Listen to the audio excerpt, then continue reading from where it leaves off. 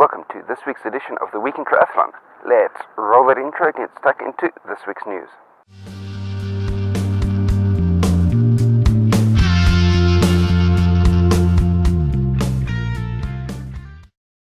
Like and subscribe for more.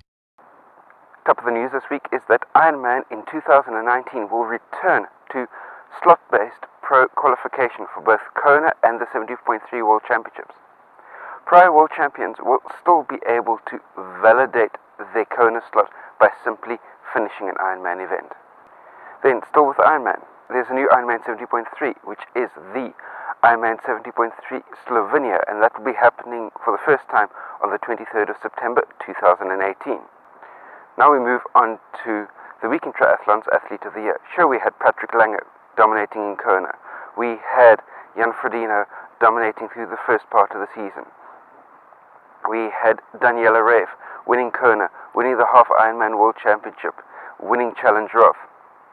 And we also had Javi Gomez Noya, who together with Daniela Reif were poised on the cusp of being able to pick up the Triple Crown and take home a paycheck of $1 million apiece to round out the year. But none of those hold a patch on the absolute domination that Flora Duffy was able to do over the course of the year, bookmarking her season with XTERRA, winning the super technical XTERRA South Africa back in February, winning the XTERRA World Championship out in October, and then through the ITU season that made the vast majority of her year, she picked up 5 wins out of the 6 possible races, including the grand final, which means that out of the 8 races that she lined up on, 8 races over a period of 9 months, she picked up 7 wins and 1 second place, which is an absolutely dominating performance through the entire season. So Flora Duffy picks up the Week in Triathlon's Athlete of the Year across male and female athletes. Let me know down below if you agree with me or not, or if there's another athlete that you feel is more worthy of the title of Athlete of the Year. Next up, we move into the world of the ITU. And the ITU needs an education assistant. And that education assistant needs a degree in sports administration.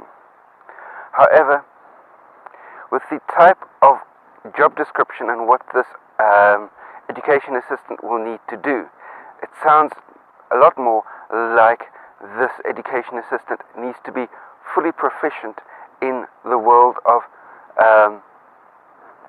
website content marketing, website content production, than sports administration per se. And then if you take things just a step further, the social media notifications relating to the education assistant post that they're wanting to fill were posted out on the 29th of December, and they want to fill the post by February at the very latest. However, with the publication of the information on the 29th of December through their social media platforms, the closing date for applications for the post of administration or of education assistant at the ITU, the closing date for post was the 20th of December.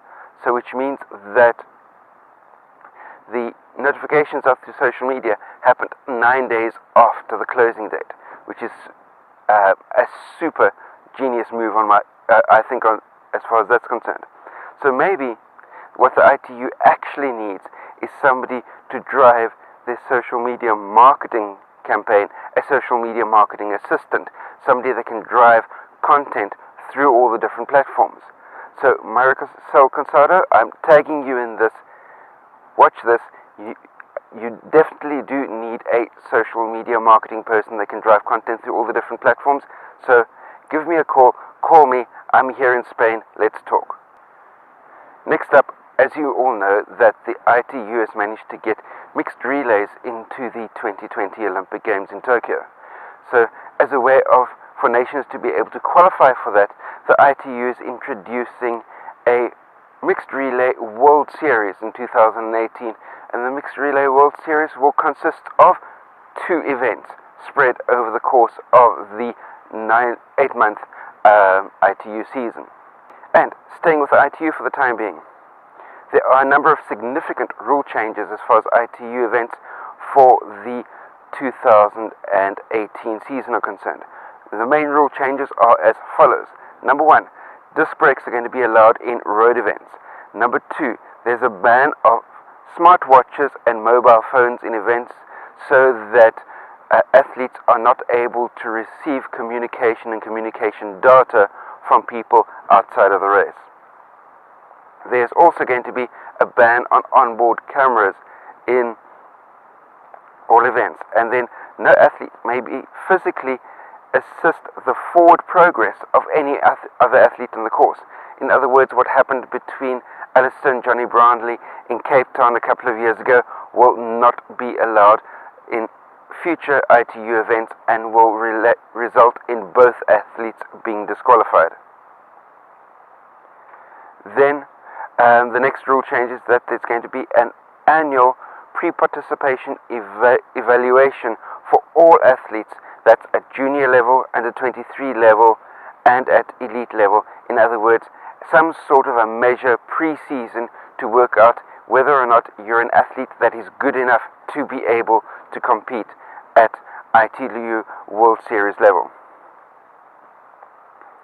Then the final major rule change that's going to be happening is if you as an athlete miss the athlete briefing prior to the race, there will be a time penalty, much like if you pick up time penalties for drafting penalties in non-draft legal events, or if you haven't put all your wetsuit and goggles and everything completely into your basket at T2, or your helmet, or T1, or your helmet into your basket at T2, and you pick up a time penalty. That same type of time penalty will be applying if you miss the athlete briefing, and you will have to take your penalty on the start pontoon. In other words, there will be a certain number of seconds, it might be 10 seconds, 15 seconds, 20 seconds, whatever the case may be, that you'll have to remain standing on the start pontoon after everybody else has already dived into the water to start their swim. So that will be the time penalty that will be applied if you miss the athlete briefing. So be aware of that and make sure that you make it to the athlete briefing in time if you don't want to face a pre-swim start time penalty.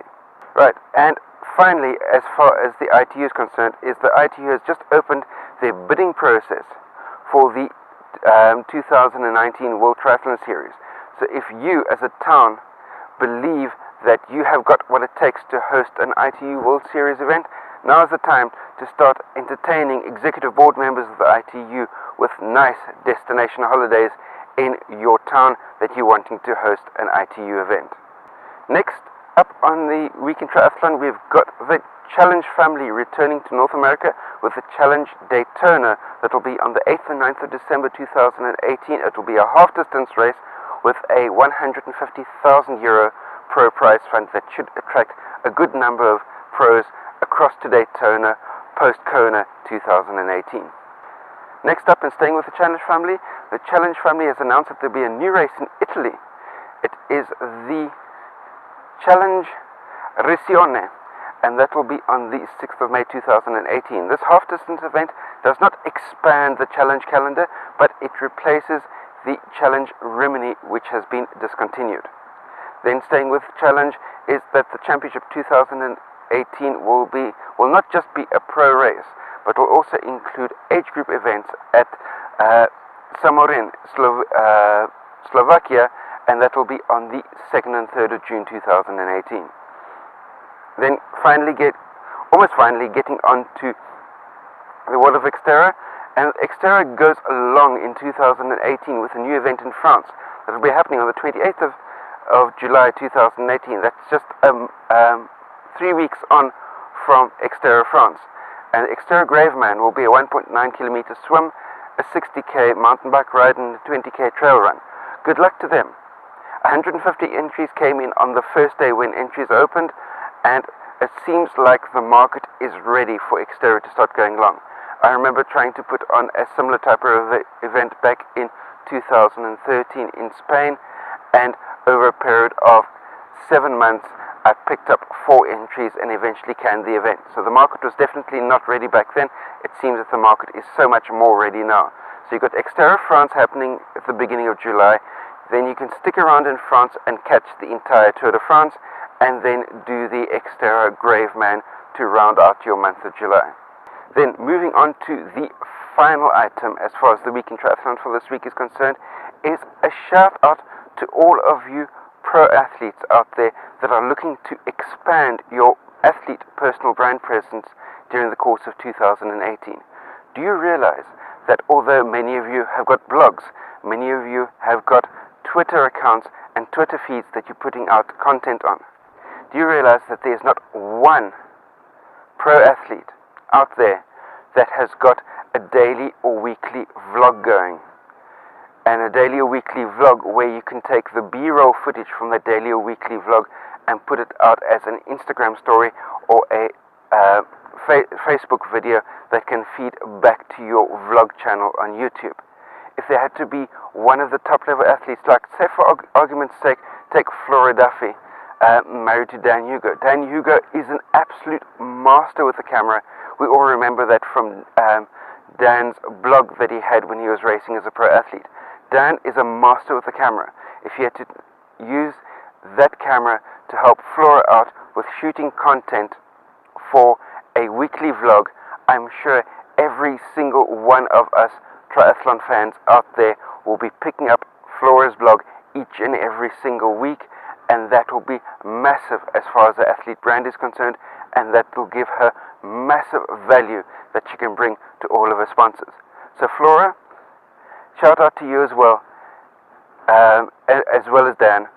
Why not get stuck into producing a weekly video vlog that can be put out on YouTube and distributed through the normal channels of Facebook, Twitter, Instagram, etc. Just an idea for you to contemplate and maybe bring to fruition and be able to get you a far better return on investment as far as your endorsement deals and sponsorships are concerned, and it'll give an extra layer of value to the superb career that you've got running right at the very moment. That's my take on the matter. That brings us to the end of this week's edition of the Week in Triathlon. Be sure to like this video, share it out amongst your friends, post any comments, questions, criticisms that you may have in the comment section down below. If you're new to my channel, hit the subscribe button that's down there, and last but by no means least, remember that until the two of us meet again, stay carved up for the win. See you next time. Cheers. CoachEdu.net